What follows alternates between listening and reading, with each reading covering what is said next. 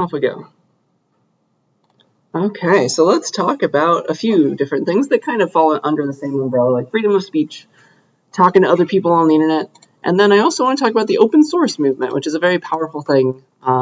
It's a nice thing that we have these days, and it was not obvious that would happen, so that's pretty cool that we get that. Let's first talk about freedom of speech, and specifically on the internet, of course, this connected world in which we live as computer science people, right? I'll try to answer this question. We do have a freedom of speech in the US, at least, right? That is guaranteed to us by our Constitution. Does that apply to the stuff we do on the internet? Let's find out, right? So honestly, the answer is more or less. If you go and you look at like the case law and all that, there have been times when people have tried to limit your speech on the internet, and I think you can think of many cases where, like, oh, we should probably have that. But there's that usually takes the form of lawmakers passing censorship laws that are like, all right, we're going to not let any of this ever happen on the internet. We're going to get rid of thing X, thing Y, okay? And it's usually because, like, children are on the internet. It's like we're doing this for the kids. But a lot of the time, because of our freedom of speech right, those laws have been thrown out. And so, I don't know, that's a good thing or a bad thing. Depends on what you think. Anonymity, being anonymous on the internet, you don't have to, like, hook in your name or your driver's license ID every time you make a post on Reddit, for example. That's usually protected under US law, at least. Some other countries do require you to, like, I think maybe even South Korea, I heard, like, you have to, like, enter in, like, some sort of identifying number when you make an account in certain places. So that's interesting to think about. We don't have that here. But yeah, let's go into a little bit more detail, and I guess we should start with censorship, getting rid of stuff. That is definitely something that is coming up in the political world a lot right now. So, like, how does this work on the internet? How do we ban books on the internet, for example? Like, how does that work? Do we just tell somebody not to, like, host the information? What do we take down and how do we do it? All right, so let's talk about the big ideas here. So you can, as somebody who controls the internet, like Comcast, for example, they get the internet to your house, most of us, maybe. Comcast can be told to not let a certain site reach your computer. So that's a thing that you can do. Let's pick on China, for example. China is a country that is in full control of, like, the internet infrastructure, and so they are able to ban access to certain websites. Like, you cannot, if you go to China, you cannot access Facebook, Wikipedia, or even Google unless you know how to use a VPN. Okay, and so that's the idea. And so there used to be a Google.cn, actually. There used to be a Google in China that was allowed in China, and it followed Chinese law up until 2010, and then they got rid of it. They're like, okay, we're not going to be here anymore. And what it means to follow Chinese law is, as a search engine, like, you're searching things into Google, you're asking, like, about information, and China was telling the Chinese Google to not show certain websites in results. Like, maybe they weren't banned if you typed them in full, but, like, you couldn't get there through Google. They wouldn't tell you about them. Okay, so, like, what that means, following that kind of law, is, like, anything that the government wanted taken down, anything China wanted taken down,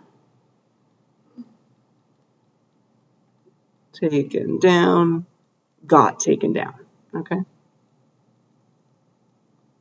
And I'm just picking on China because we know about this. You can obviously imagine that this is happening in the US as well with certain websites that we don't know about. So that's the thing. They eventually, like, transformed everything. They made everybody use Google.hk because Hong Kong, that's what HK stands for. Hong Kong was a little bit separate from China for a while. I don't even know if this still exists. We should look into it.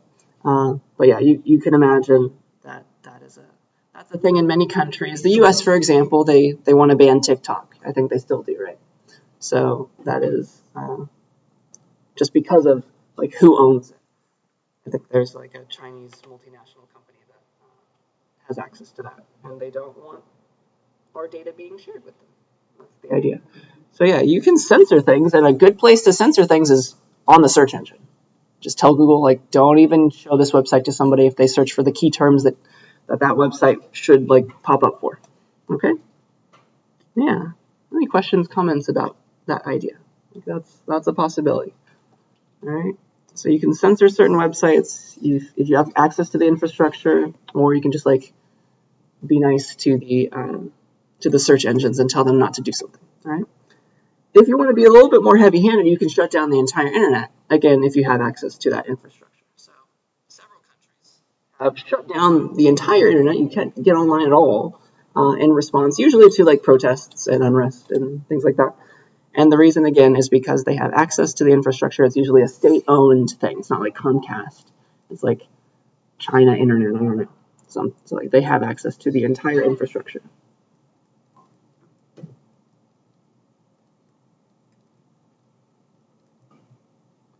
Which is wild to think about. That's crazy.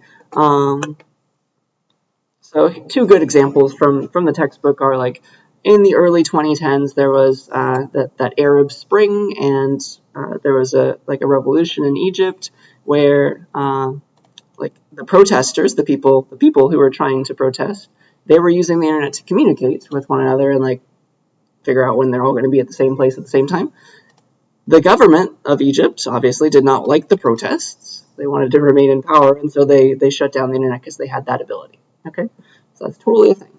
And then a little bit later in 2016, there was a coup in Turkey, and just the country blocked certain websites, not all of them. Okay, so they kept most of the internet alive, but they blocked things like Twitter, Facebook, YouTube, all the websites that people were using to organize. So social media in particular. People were using social media to organize. And so, yeah, that's a thing that you can do if you have that access as a country. So I guess we haven't really seen that happen yet at the level of whole websites getting shut down, but, like, maybe TikTok will be the first one if things go south. Okay? So yeah, just things to think about. Have we heard about any of that? All right. Let's talk about anonymity next. All right, because we like to post things, like maybe we all have Reddit accounts or Twitter accounts or something. We don't usually put our names next to a lot of them, right? We have, like, Instagrams and Finstas and stuff like that. We don't want to put our names next to certain things. Can we do that? Is that allowed? All right. Should people be allowed to be anonymous on the internet and, like, not have to attach their name to everything they say? Okay. So let's answer that. Let's try to answer that. One place that you wouldn't normally think of is, like, Google Maps. Satellite map data is a public thing. Like, there are satellites just, like, zooming around the world, and they're taking pictures of everything to a certain, like, level of accuracy. You can only zoom in so far on Google Maps satellite view. But South Korea, for example, they are very, very close to their neighbor, North Korea, that they're not very in good terms with, right? And so they wanted, on Google Maps, for example, they wanted the presidential house, all their power plants, all their military installations. They wanted no pictures of those guys. They did not want them to appear on a map, okay? And that was for safety purposes, just like that would give, like, that's an easy way to find the coordinates of something if you want to shoot a rocket there or shoot a missile there. That's a problem. So, crazy. I guess the trade-off that Google made is, if you go to satellite view, you can see the presidential house in South Korea. Their version of the White House is called the Blue House, and I think that's cute. But in the normal maps view, at least last time I checked, it is not actually pictured there. It's like there's nothing there at all, which is very interesting. So for safety purposes, they did not want this information, which normally you would want to be public, right? And so, is that okay? Should the governmental institutions of countries not be allowed to be, or be allowed to be hidden on maps? Because we lose access in that way. So we can ask our boys, like, what would Kant say about this? What would Mill say about this? Is this allowed? Is this okay? Kant is all for individual freedom, so he'd probably be like, okay, yeah, there should be a way for you to hide, like, a picture of your house on Google Maps if you don't want it shown there. Like, it's okay to hide yourself. I think Kant would be all for that. And then a utilitarian like Mill is like, oh, well, if I want to go visit this place and take a tour, like I don't know where it is anymore. Do I have to ask a local or something? How does this work? And so you can go either way. You can be like, yes, this should be allowed because like we want to keep the current president in power. We don't want them to be easily taken out or something. And you can also argue, no, like this is a public thing. Like you shouldn't put anything important there anyway. All right, I'll put it underground. So just getting rid of things from satellite maps, even. That's technically a question of anonymity. Crazy.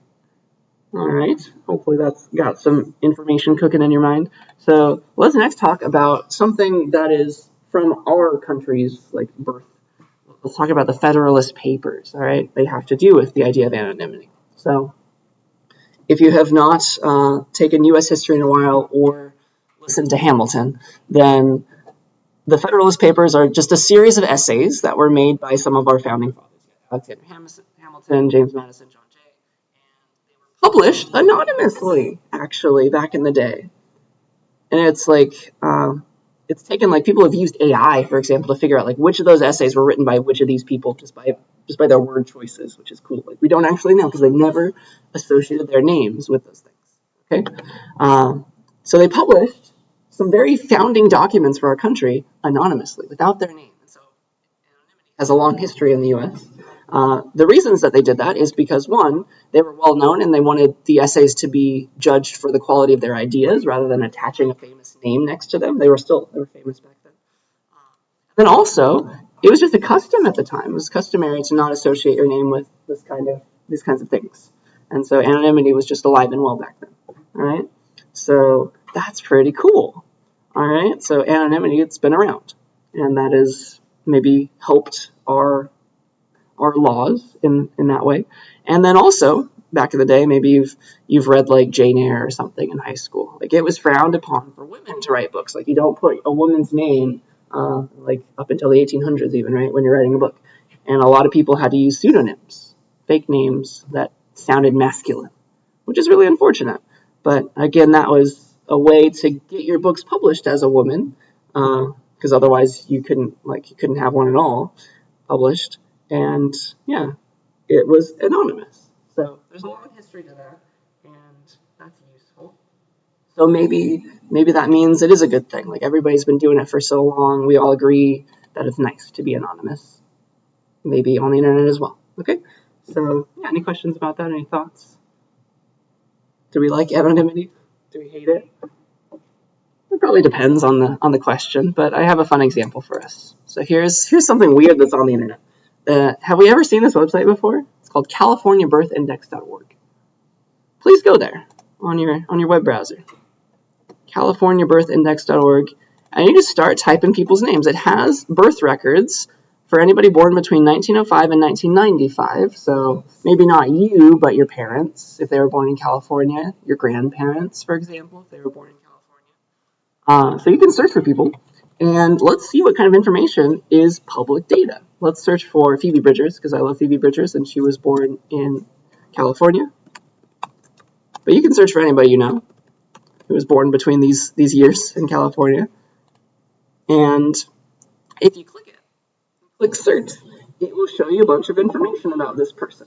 All right, it's like, okay, we got her middle name, we know her birthday, so she just had a birthday, and a little bit more. Like her mother's maiden name was that. She just turned 30. Okay, interesting. So, I mean, all this is public information for her because she's famous by now. But like back in the day, I don't think her mother's maiden name was on the Wikipedia page about her. Like that was not common knowledge. But that was something you can just look up. This is just a website that anybody can use, and this is just public data for anybody to see. So people have got your middle name, people have got your mother's maiden name. And that's like used as a security question a lot of times for us, right? When we're making bank accounts, like, what is your mother's maiden name? Click that in and it'll give you access if you forgot your password. Isn't that weird? And you know, like, which county she was born in and stuff like that. Crazy. Is this okay? Like, should this amount of information be available on the internet? Or should it be anonymous? What do we think?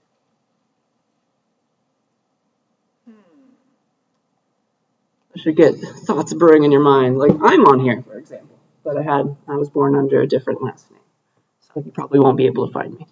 But isn't that interesting? Crazy. And then also, if you search for somebody you know and they have siblings, it'll also say potential siblings because it like matches them up based on father's last name and mother's maiden name. And so Phoebe does have a younger brother, but he was born, I guess, after 95, so he's not here. Crazy. That's a little weird. I hope that makes you feel a little bit uneasy. I don't know. And just start thinking in the back of your head, is this okay? Should this be allowed? Should we have this at our disposal, at our fingertips? All right? So yeah, feel free to play with that. I want to show you another website. All right? This is a Swedish website. It's called hitta.se. And that just means it's the verb to find. Hitta.se. And I will agree to all of their cookies. And what you can do, this is like California Birth Index, but a little crazy. All right? So this website, this is a Swedish website with a bunch of public information.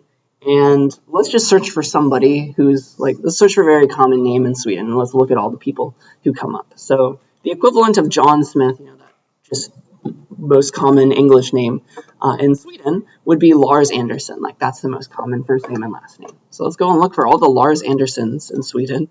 And let's search for them on this website. Okay. Now maybe you thought this was okay. Now this, let's see. All right, let's click on some Larses. We got a few of them. I don't know. I'll click on this Lars Anderson. All right. So we got Lars Anderson. He's 48 years old. He lives in the city. Here's his address. He's got 2 phone numbers. Here they are. Okay, he lives together with this person. Maybe that's his wife. His birthday is May 6th.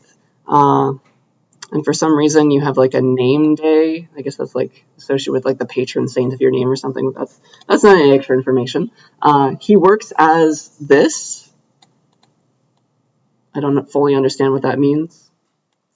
Embedded consultant. I'm not really sure if that's a word. Crazy. I can't parse this sentence. I only know a little bit of Swedish. So we've got addresses, we got phone numbers, we know who he lives with, even though they don't share the same last name. Wild. Is this okay? Because that's public information in Sweden. Poor Lars, we're picking on him in his middle age. So, oh man. Is there a line? Like maybe this was okay, but this isn't? Like where do you draw the line? What do we think?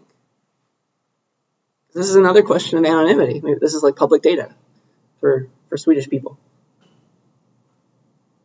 Should this be banned outside of Sweden? Like, should all the web people like Comcast be blocking this in the U.S.? Like, what? This is a little odd. No thoughts? Or maybe our thoughts are very strong. We want to keep them to ourselves right now. All right. Well, I'm going to force you to at least type something right now. So here, please get into little peer instruction groups. Everybody should partner up. Get with the people close to you. And here is your debate question. I'd like you to please go to, I'll stop attendance after we're done with this. Please go to that written nice page. And I'll have you do a little mini debate, a little textual debate.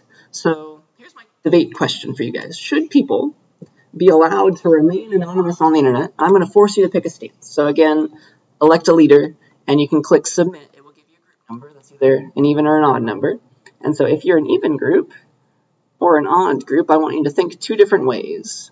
All right? If your group was even, here's how I want you to respond. If you're odd, here's how I want you to respond. So if you're an even group, I want you to put down at least 2 good arguments for why anonymity is good. Like your answer to this is yes, people should be allowed. Anonymity is good. All right, people should be allowed to be anonymous on the internet. Give me 2 good reasons why. If you're an odd-numbered group, please with the people sitting next to you, people in that group, you're going to argue, even if you don't believe it, that anonymity is bad. Anonymity is bad. And I want you to tell me why. All right, so write down at least 2 good arguments for your stance. Just click that submit button with a blank post, and that'll give you a number. All right, questions about the question? All right, please get together. I'll give you a few minutes to come up with some good ideas, and we'll see who wins.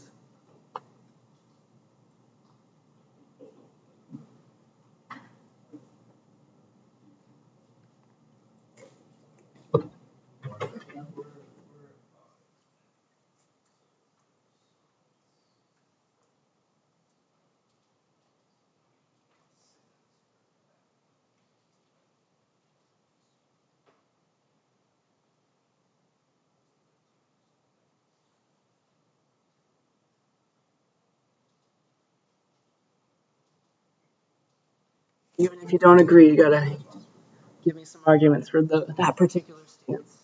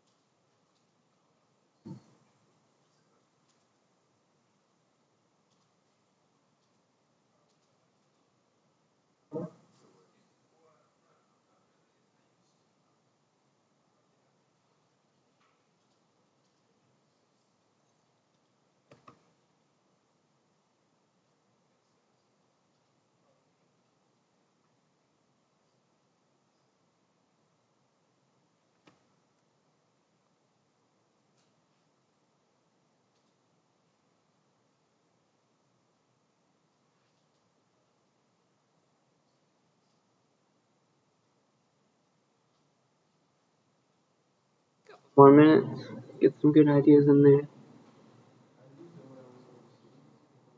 Feel free to write more than 2.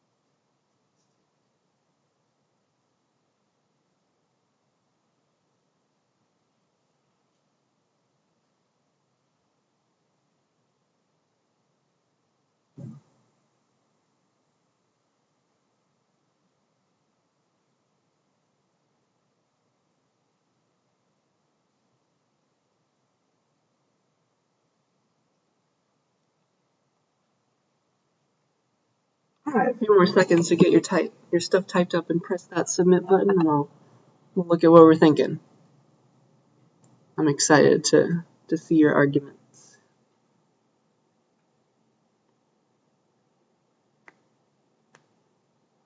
This is good practice, being forced to think a certain way.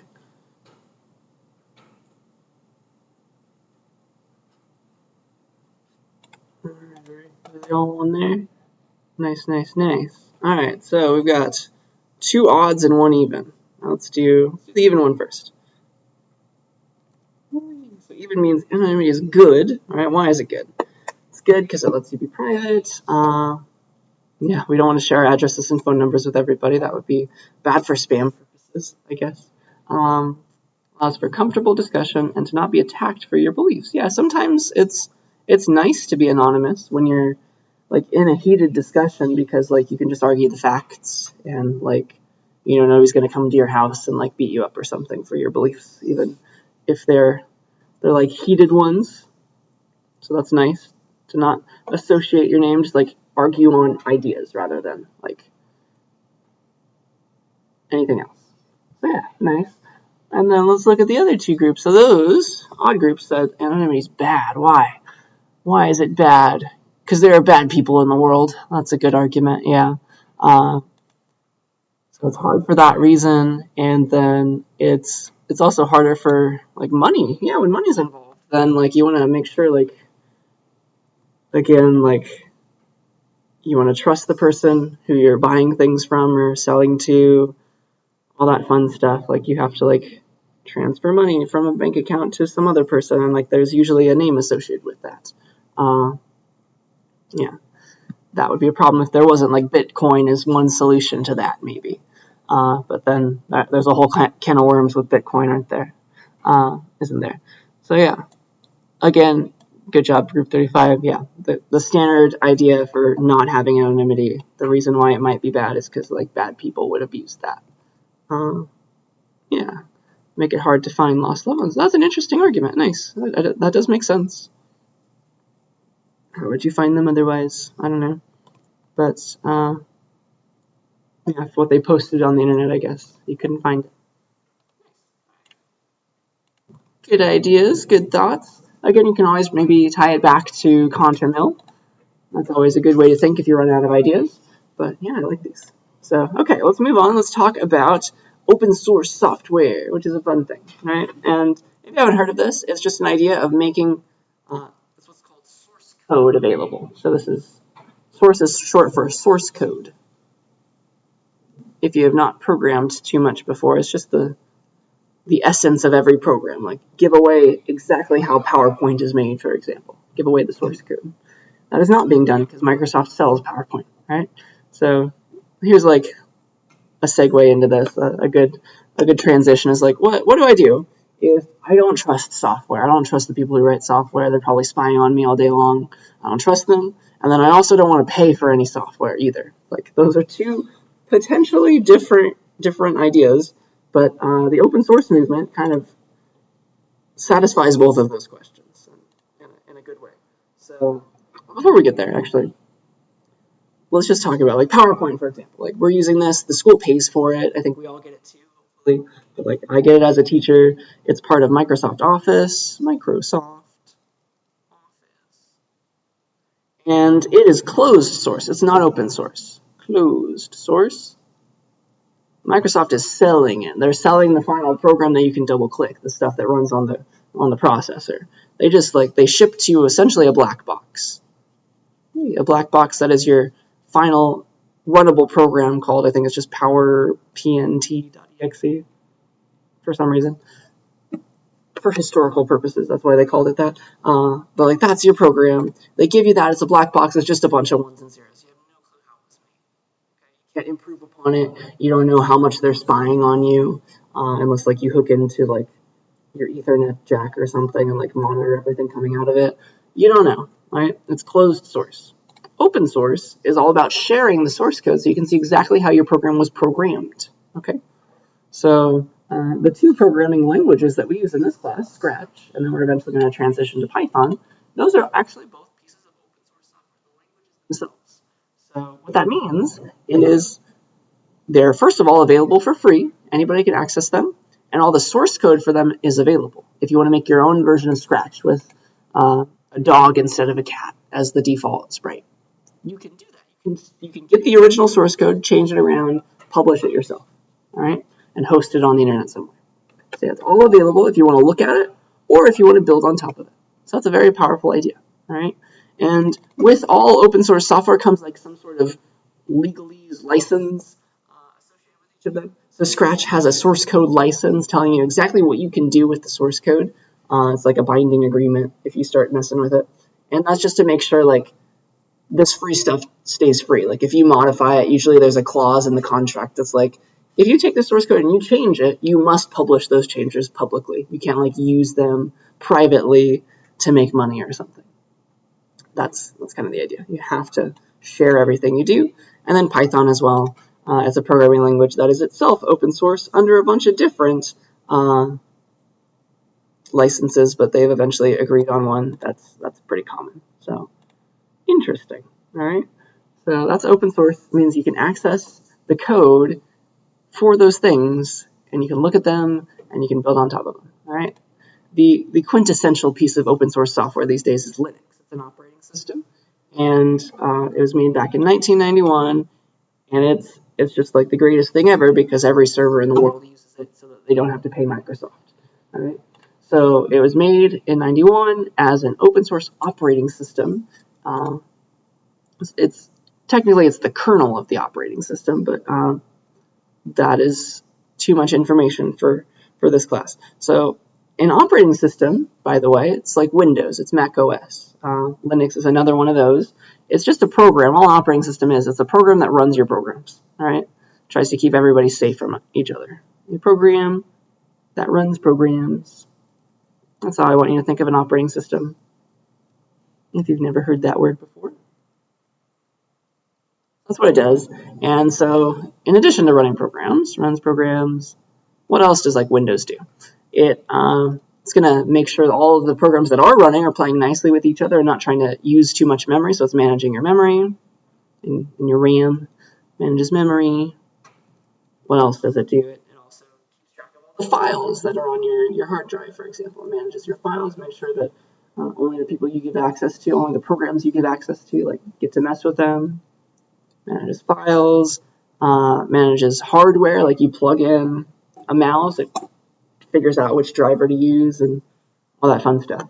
So yeah, there is they use a penguin called Tux as their mascot for fun, and it's everywhere. Even if like you don't have Linux installed on your personal computer, which most of us don't, it's still used on every Android phone. So if you have an Android phone, you are running Linux right now, and then every website that you connect to on the internet is giving you back that information that you asked for through a Linux server. So class website, for example, I'm running a Linux server in the cloud somewhere, and it's shoving this data to your screen. Question? It's based on an ancestor of Linux. It's called Unix. So they're very similar. They play with each other well in the same way. The ideas are pretty much the same, but Linux is a free version of like an older idea called Unix, U-N-I-X. Okay, which is pretty cool. There's a bunch of different flavors of Linux. The one that the class like website server is using is called Ubuntu. So, if you care, yeah, it's very popular, and the source code is available. So if you don't trust the people who wrote this operating system, you can go look at the code yourself and see if there's any bugs. And so that keeps it pretty secure, right? Sometimes they find bugs that maybe malicious people have planted, but the fact that you have the source code means that you can pretty quickly find any issues and hammer them out, which is really good, right? So Linux is like the operating system itself, and then there's free software. There's like open source software on top of that runs on your operating system. A lot of very famous open source software is made by the GNU people, all right? The GNU project. And you pronounce it with a hard G, GNU, though it is named after, like this is it's the word for wildebeest in, what's the word? Not Dutch, but I think it's Afrikaans. So, but it's supposed to be pronounced this, new. That's how they pronounce it, or like it's some sort of language's word for wildebeest. I think it's Afrikaans. But yeah, we say GNU because it's supposed to be an acronym. It's a recursive acronym. It stands for that, which is funny.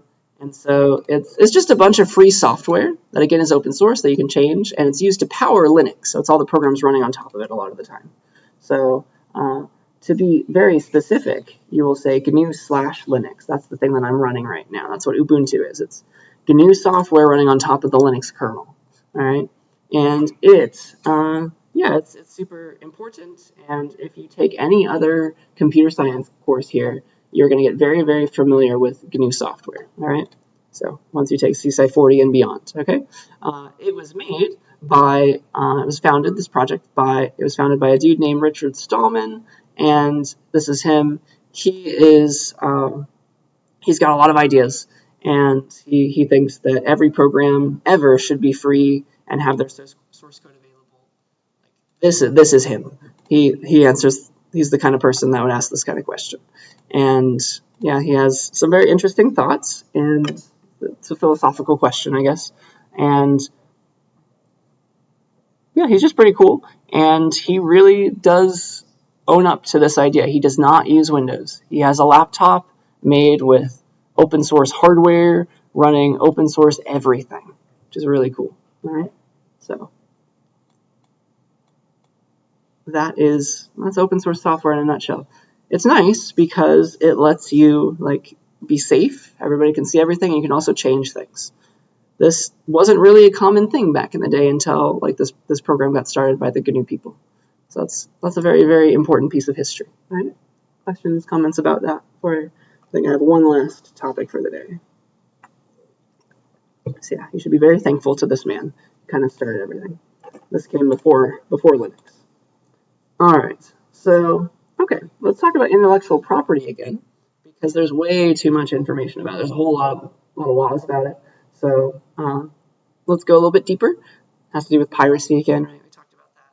So there's just a bunch of corner cases in the law, even in the U.S. So let me give you some cool thoughts about intellectual property again, and we can apply that to the internet and other computer sciencey things. Okay.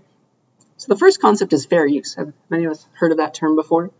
It's a useful term, especially in education. So fair use is some laws that let you reuse copyrighted things. Even though those copyrighted things are being sold for money, you're allowed to reuse them for free under fair use laws. Right? It's a very utilitarian concept, which is fun. But here's the idea of fair use. All right? These are the rules. You can use something. You can reuse copyrighted works. You can give them to somebody else. You can copy them, as long as you don't copy too much of it, just a little bit. And then also, you using that content should not keep the creator of that content from making money. All right? As long as you handle those ideas, you're good to go. Okay? So that's the secret. So maybe this has happened before in a class for you. You can't copy a whole book, for example, but when I was in college, a teacher gave us all a printout of one chapter of a book. That's allowable under fair use. A teacher can go and print out a chapter of a book for each of you, even if there's 50 students in the class. Has that happened to any of us before? Yeah, so that's fair use, and nobody's going to go sue the teacher. All right, so it's not copying too much, and then we all know you weren't going to buy that book in the first place, so nobody's losing any money. Okay, so that's fair use for sure. So those are some examples. So excerpts from a book, from a textbook, for example, reproduced for students.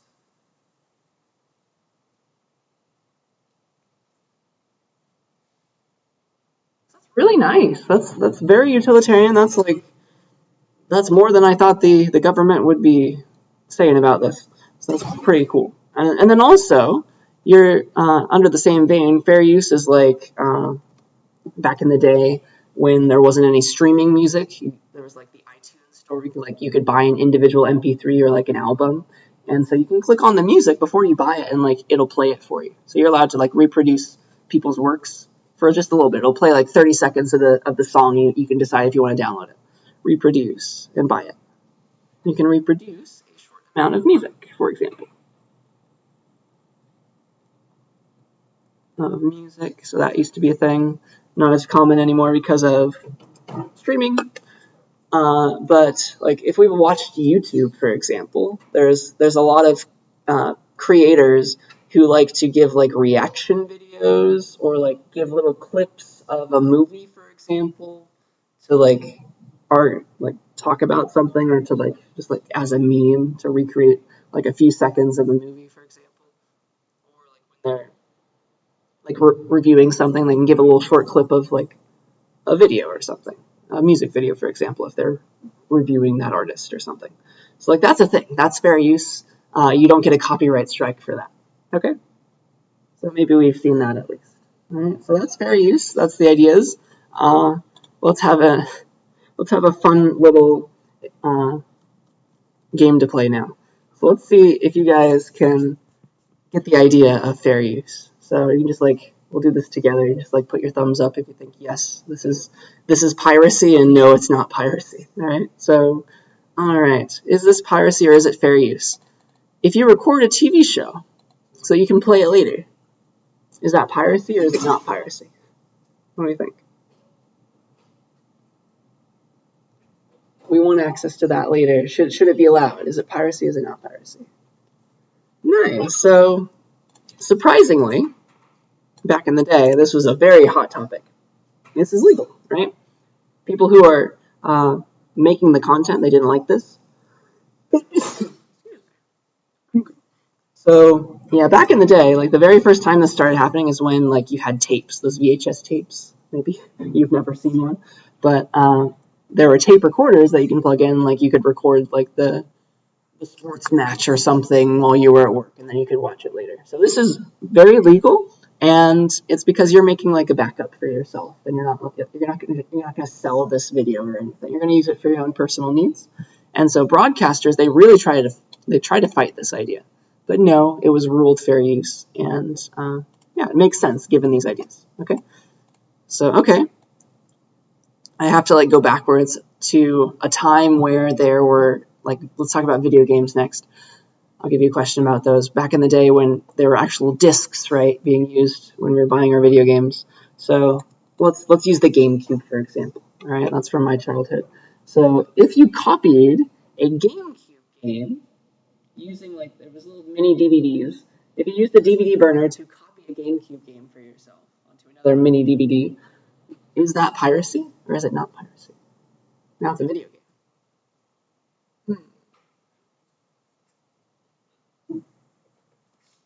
That's a harder question. Nice.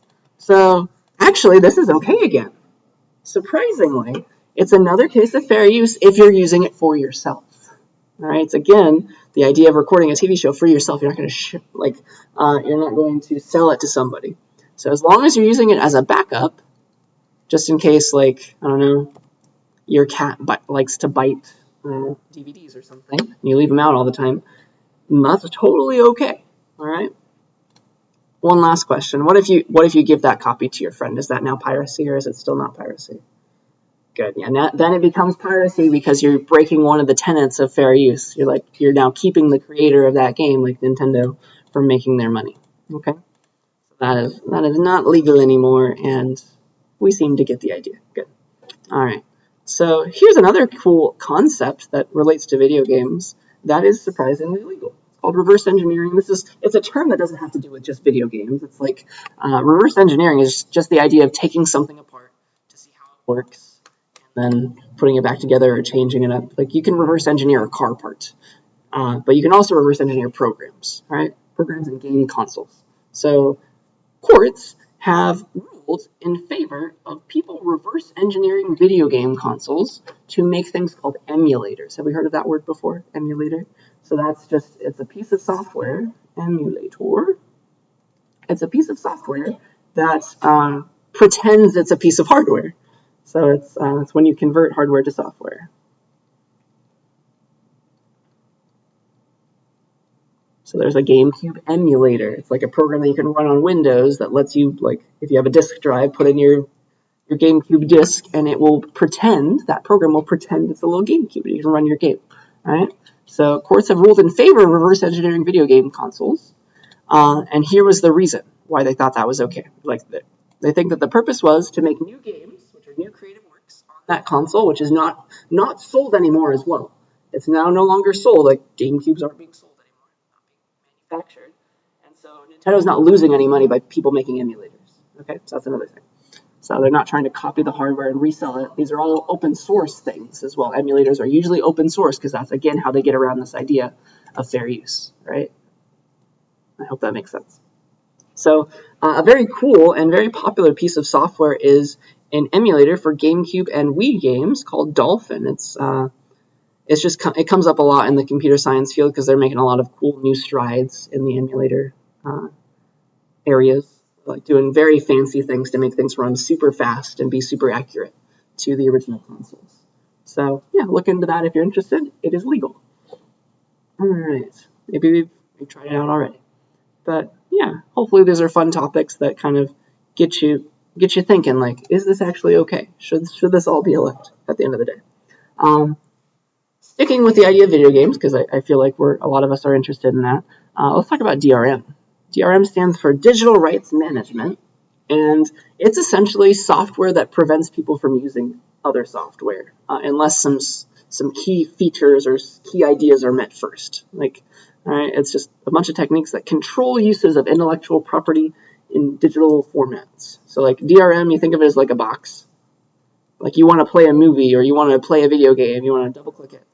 What you do, if there's DRM behind it, it's essentially every time you're talking to the people who made it, you're talking to a server that they're giving you access to. Like, hey, I double clicked this game. Can I play it right now? Can I use this?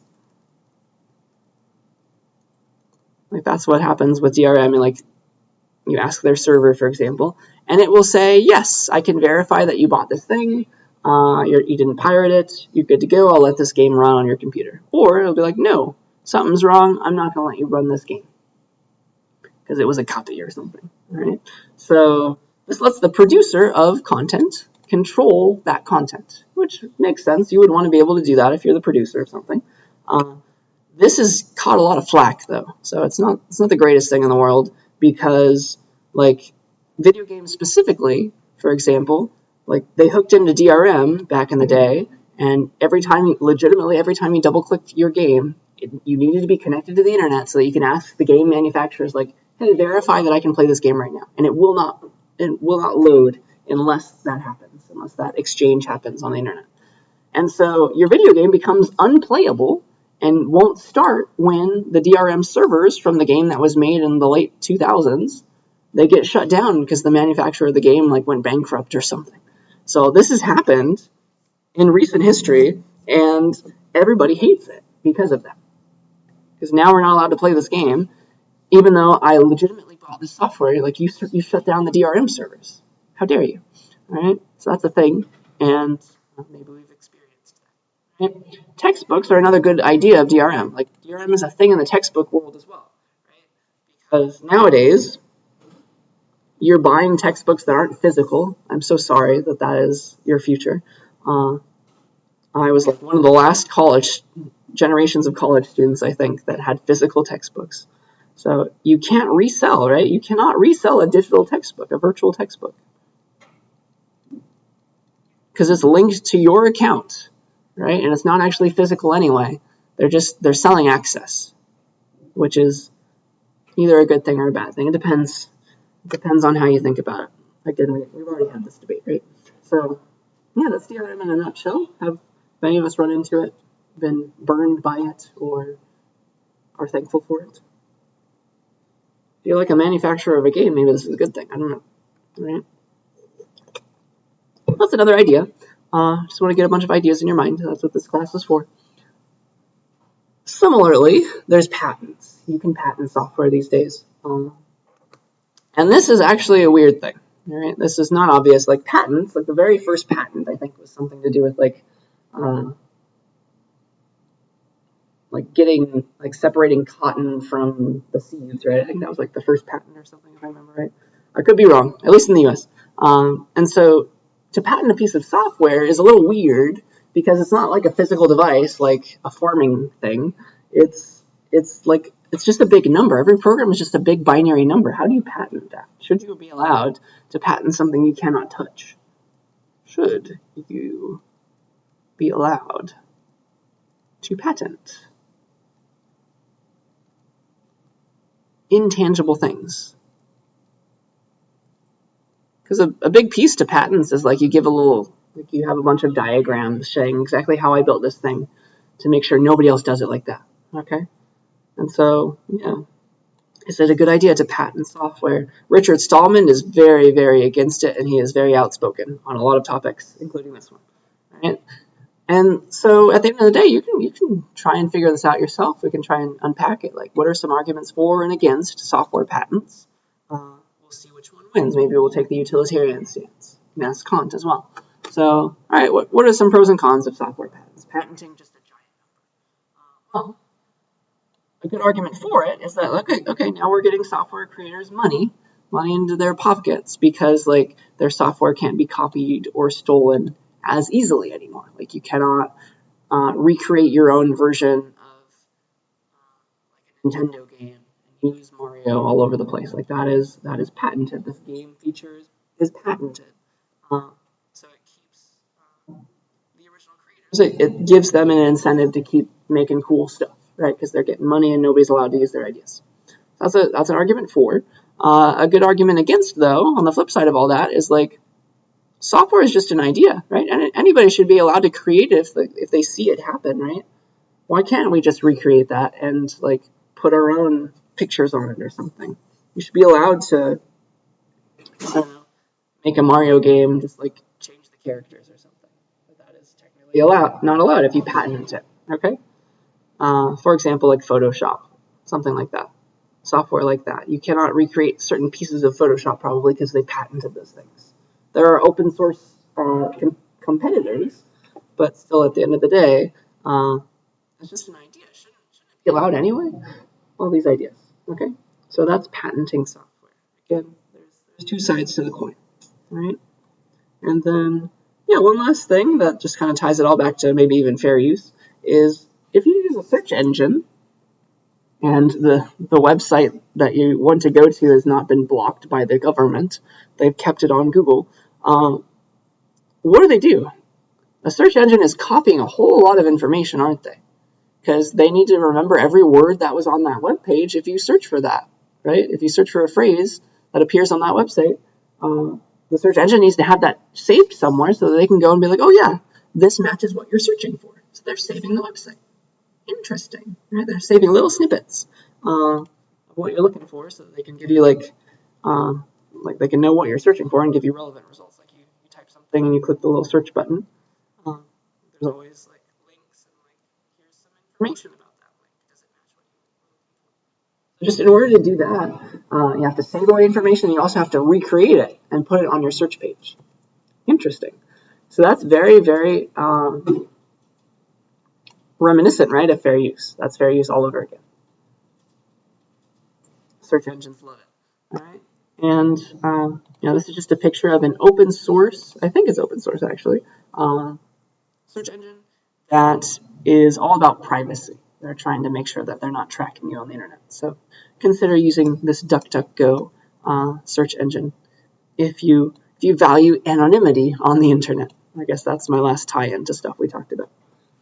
So yeah, just a lot of interesting topics for the day. There's no right answer to any of them, of course. But hopefully the wheels in your mind are moving by now. Any questions about any of the stuff that we talked about? All right, so yeah, the last thing I want to do today is let me give you a new essay. This will be week 8, all right? So a couple weeks from now. And I just want to tell you right now, we're going to have a midterm soon. In a couple weeks. I will talk more about it on Wednesday.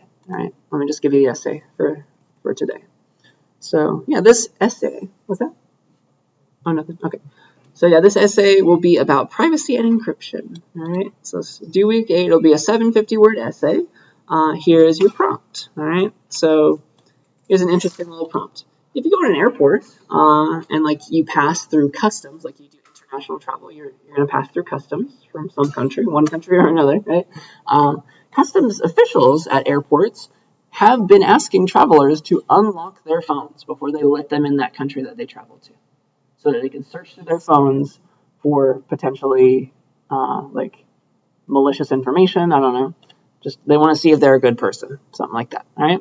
So I would like you to answer these questions. Like, what are your thoughts, first of all? What do you think about this idea of being forced to unlock your phone when you enter a new country? Should it be always allowed? Like, should we be forced to do this? Like, everybody needs to unlock their phones. Never allowed. Like, nobody should ever be forced to unlock their phones, or allowed in certain cases. Even pick a side, pick a stance. It could be in the middle of the road. This is fine. Just say that. yeah, just explain your answer and talk about both sides of the argument. Right? So that's the setup. I hope it makes sense. And yeah, just take 750 words to respond like this. You're not required to like talk about Kant or Mill or anything, but that might help you. Yeah, tell me your thoughts. Is it okay? Should it be allowed? Always, never, or sometimes allowed? And definitely talk about both sides of that argument, even if you're like, I really want everyone to always unlock their phones. Here's why. You should also be talking about the flip side of the argument and why those people are wrong. All right, because that's what makes a good argument. You can't just say your side and forget about the other side. You gotta knock down the side that you don't agree with. Okay. And then finally, I want you to cite 2 sources in your essay. So find two nice articles, can't cite Wikipedia, that give firepower or just more information, background information to this idea. And I would like you to include in-text citation, right? So you can paraphrase, use quotes, but I want to see like some parentheses, for example, if you're going to use MLA or APA. I want to see 2 in-text citations to your 2 sources. Right? You could have more if you want to cite the same source multiple times, but I want at least 2 separate sources cited. All right? Any questions about that? All right. So yeah, I think that's everything. That's the prompt. Are we good on the idea? So yeah, just go figure out if you agree with this idea and argue your side. All right. So 750 words, 2 weeks to do it. And I think that is all that I wanted to say for the day.